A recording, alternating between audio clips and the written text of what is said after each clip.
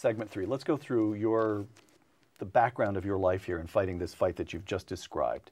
Righteous indignation. I intentionally co-created, this is a little tricky problem here for you, Andrew. I intentionally co-created the Huffington Post. I, Andrew Breitbart, intentionally co-created the Huffington Post in order to grant the hard left a place in the blogosphere to express itself. Okay, explain yourself. I had been Arianna Huffington's researcher up until the point where she converted on a dime.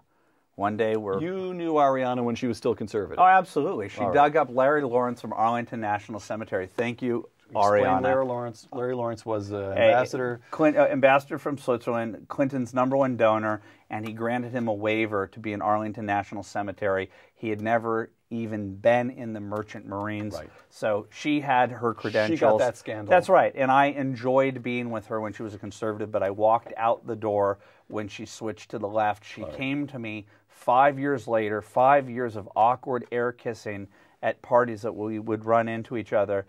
She came to me after the 2004 election cycle and said, "Do you have any ideas for a website?" And she had a money guy, and we came up with the plan, and it was to create this place where if we could get your friends who you couldn't afford to write for you for free, it would be exceptionally helpful to you. You'll be the queen of the left-wing blogosphere.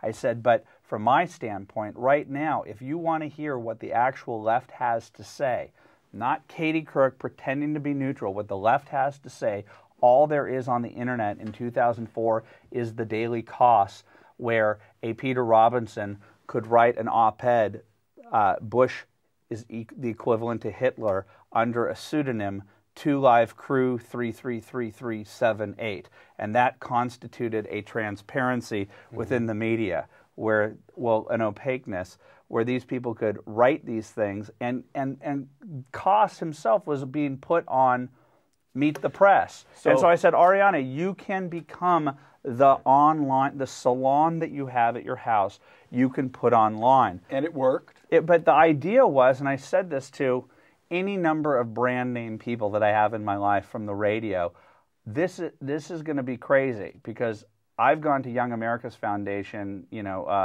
events, and I've talked to these kids, and they know me to be the real deal. I mean what I say, and I say what I mean, and I'm conservative. But I think this is going to be helpful for conservatives, because it will be source material.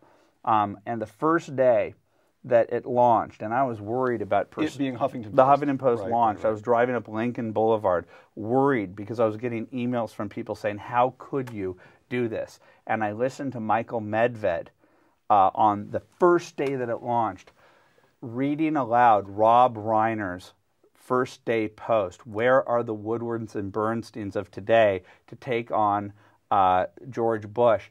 And he was howling, and I was howling in the car, and I was tearing up, just thinking, this meathead guy who wants to add a dollar, to every cigarette pack to pay for lettuce patches or something. This incoherent guy proved my point, and within I left within a month, and I remember one point. This is my favorite moment. During Katrina, Randall Robinson at the Huffington Post wrote an article 2 days into the flooding that black people were cannibalizing each other in New Orleans. And Drudge put it up, a link at the Drudge Report, and within 24 hours, Arianna called me up and she said, "You won." I said, "What do you mean you won?" She goes, "We retracted the story." So this was, I swear, I'm a mischievous guy. To a great extent, I was more inspired. Okay, Andrew, 20 years, or whatever it's been, 15 years later, who's winning in the internet? You've got Arianna just sold the Huffington Post. She's continuing to operate it from AOL, MoveOn.org, Daily. These are still big. Yeah. You've got your enormous number, So who's winning? Well, I think that conservative and libertarian? Has it been what you hoped? I think, look, the media is still left of center, and they're trying to buffer up their waning enterprise, their waning monopoly, by giving $315 million to Arianna Huffington. Is AOL coming to me saying, "Wow, you've got this audience of the center right"? It wouldn't dawn on them, because it is the war that I've described.